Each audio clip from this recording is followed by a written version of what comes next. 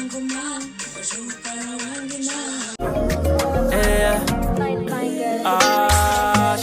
sweetie, j'espère que vous allez bien. Bienvenue dans cette nouvelle vidéo. Avant tout, j'aimerais vous souhaiter une très bonne année 2025 remplie de paix, d'amour, de joie, de prospérité, d'opportunités, de voyage, d'argent, de paix. Alors aujourd'hui, on va parler d'un sujet qui, j'en suis sûre et certaine, va vous intéresser en ce début d'année 2025. Comme vous l'avez vu sur le titre, on va parler d'organisation et de lifestyle, comment commencer cette année 2025, que vous soyez à la recherche d'astuces pour mieux vous organiser ou que tout simplement vous voulez intégrer de nouvelles habitudes dans votre quotidien, cette vidéo est faite pour vous. Let's go! Dans cette vidéo, je vais partager avec vous mes meilleurs conseils pour l'organisation, pour le bien-être et pour le lifestyle. Ce sont des conseils simples et efficaces que vous pouvez appliquer dès aujourd'hui. Alors ma belle, prépare ta tasse de thé, sans oublier de quoi noter. Une feuille et un stylo feront très bien l'affaire. Et assieds-toi, on va discuter. Transformons cette année en année de réussite totale. Nous allons partager cette vidéo en deux thèmes. Une thème organisation personnelle et l'autre thème, ça sera tout ce qui est lifestyle, soins, etc. Alors, la première des choses que je vous conseillerais de faire pour ce début d'année 2025, c'est de planifier votre objectif. Connaissez-vous la méthode SMART?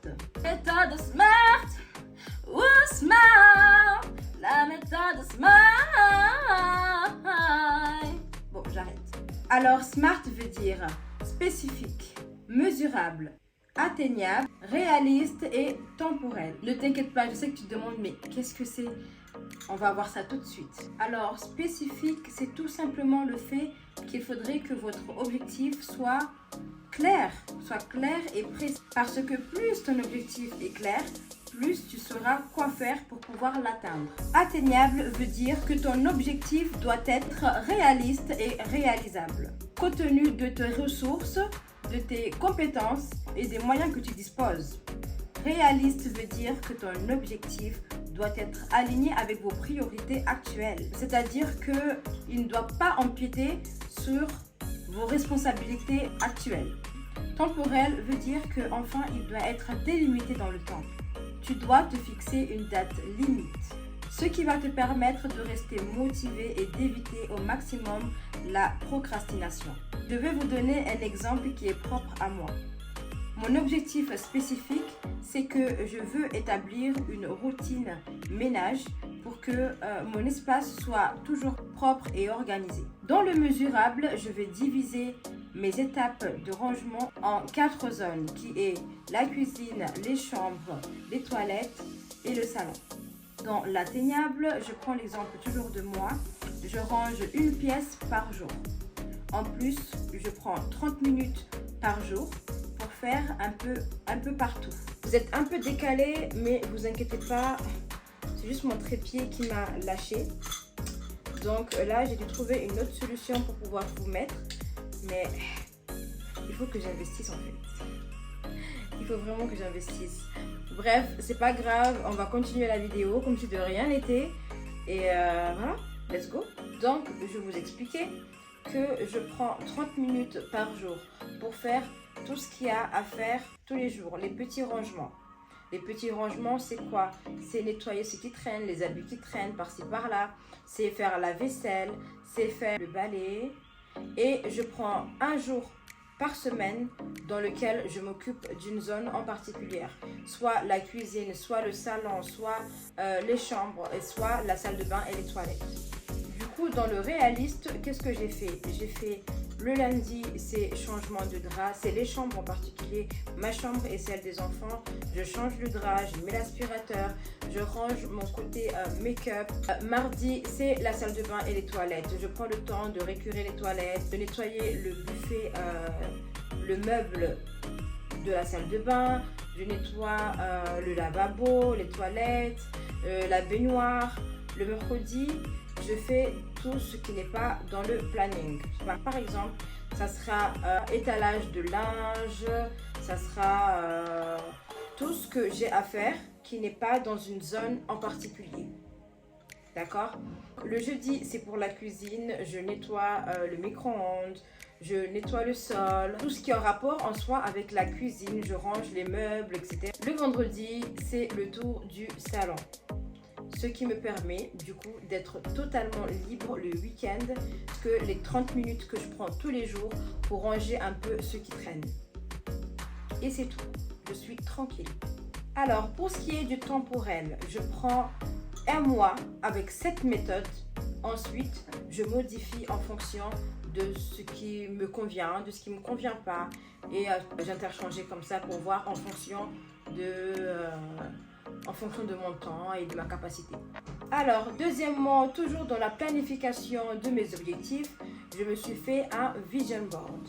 Je vous mettrai l'exemple juste là. C'est un outil visuel qui sert à représenter vos rêves et vos aspirations. Il s'agit d'un ensemble de collages composés uniquement par des images, des mots ou des citations qui reflètent la personne que vous voulez être ou les objectifs que vous voulez accomplir au cours de cette année ou même de votre vie. Le vision board vous permettra de clarifier et de définir clairement ce que vous voulez. Il vous permettra aussi de vous motiver parce qu'en voyant ces images jour après jour, vous ne perdez pas de vue votre objectif. Vous ne les oubliez pas et encore moins les minimiser. Les applications que je recommande pour le vision board sont l'application Pinterest pour trouver les images, les mots, etc. et Canva pour pouvoir assembler toutes ces images. Aussi, je vous conseille de découper vos objectifs en étapes mensuelles et hebdomadaires pour éviter l'impression d'être débordé. Aussi, je vous conseille d'avoir une routine quotidienne efficace. Exemple, se réveiller à 6h. À 6h15, vous faites la méditation, un peu de sport, histoire de réveiller votre corps. Tout simplement prévoir du temps pour tout. Du temps pour manger, pour se doucher, pour se faire belle. Prévoir un temps précis pour s'habiller, un temps précis pour faire à manger, un temps pour manger. Et justement, si vous cherchez à mieux organiser vos repas cette année ou tout simplement à trouver des idées de repas à faire, j'ai une pépite à vous partager aujourd'hui.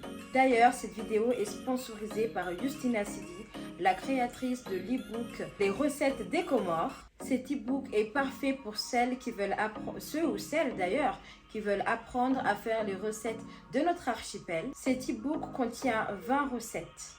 20 recettes de plats ou de desserts, idéal pour ceux qui vivent loin de leur famille et qui sont restés attachés à leurs racines et à leur culture culinaire. J'ai eu la chance de tester quelques recettes de cet e-book, notamment les biscuits, les kakis, les donuts, et c'était juste un délice. Je vous mets le e-book dans la description de cette vidéo. N'hésitez pas à aller jeter un petit coup d'œil, je suis sûre qu'il vous plaira autant qu'à moi. Du coup, on revient sur la routine quotidienne. Je vous donne une petite astuce qui fonctionne très bien avec moi. C'est le fait de mettre des alarmes pour tout. Je mets des alarmes à la fin de mon sport. Je mets des alarmes à chaque tâche que je fais et que je sais qu'il y a une autre tâche à faire derrière. Je mets une alarme, ce qui me permet de gérer mon temps et de ne pas empiéter sur le temps de la tâche que j'ai à faire par la suite. Je vous donne 3 applications avec lesquelles vous pouvez vous organiser. Il y a Notion, il y a Google Calendar et Habit Tracker. N'hésitez pas à venir sur mes autres réseaux, je vous expliquerai plus en détail. On va parler maintenant du lifestyle et de la création d'une routine matinale adaptée. Le matin, c'est le moment où on pose des bases pour toute la journée. Donc, une routine bien pensée peut faire la différence. Par exemple, prenez le temps de vous rencontrer le matin, de faire un bilan de la journée, de mettre en place la méditation ou la tenue d'un journal, de la gratitude aussi également, ou tout simplement réfléchir à ce que vous voulez accomplir dans la journée. Ensuite, prenez soin de vous, ne serait-ce qu'un verre d'eau citronnée, ou vous faire un petit smoothie, ou vous coiffer, ou prendre une douche, tout simplement prendre une douche, de sentir bon, d'être à l'aise, d'être bien, mettre un beau petit pyjama, rester chez soi ou tout simplement faire un masque, masque pour le visage, masque pour les pieds, masque pour les mains, masque pour les cheveux. Juste prenez soin de vous. Une routine matinale ne doit pas forcément être longue ou compliquée, elle doit tout simplement vous booster. La deuxième des choses, c'est prendre soin de soi.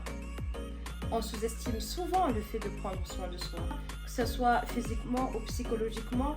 On reprend l'exemple de masques pour cheveux ou tout simplement de s'habiller de la manière qu'on veut, mettre sa plus belle robe et juste rester tranquillement chez soi. Pas besoin de sortir. Juste tu te fais belle, tu te fais ton petit make-up et tu restes à la maison ou tu fais à manger avec ton petit make-up. Et moi je trouve que c'est boostant. On ne le fait pas forcément que pour les autres, on le fait pour nous aussi. Après, en bonus, on peut le faire pour notre chérie. Prendre soin de soi, c'est aussi s'autoriser à ralentir un peu. On n'est pas obligé d'être productif 24 heures sur 24. C'est important pour notre santé mentale de prendre du temps pour soi. Il y a aussi l'environnement. Améliorer son environnement. L'environnement dans lequel on vit joue un rôle énorme dans notre bien-être. Alors prenez ne serait-ce que 5 minutes pour ranger votre bureau, pour ranger votre point maquillage, pour faire votre lit. Moi, mon rituel tous les matins, c'est de faire mon lit.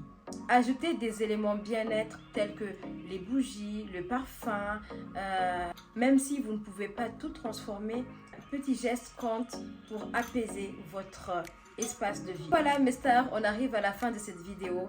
J'espère que mes conseils vous aideront à être plus organisés et à vivre une vie plus apaisée et plus lifestyle quoi, pour cette année 2025 et à atteindre vos objectifs. Dans les commentaires, dites-moi quelle astuce aimeriez-vous commencer en premier ou partager vos propres méthodes pour rester organisé. Ça m'intéresse beaucoup de pouvoir lire vos commentaires et voir quelle astuce vous faites pour pouvoir moi aussi les essayer et d'en parler autour de moi. En attendant, je vous souhaite encore une fois une excellente année 2025 remplie d'organisation et de projets réussis. Partagez également en commentaire des idées de vidéos à faire sur YouTube. Ça m'intéresserait beaucoup de faire des vidéos qui vous plaisent à vous également, pas seulement qu'à moi. N'hésitez pas à venir me rejoindre sur mes autres réseaux tels que Snapchat, Instagram et TikTok. Je poste très souvent sur Snapchat, sur TikTok et sur Instagram. Je vais essayer de poster de plus en plus tous les jours maintenant.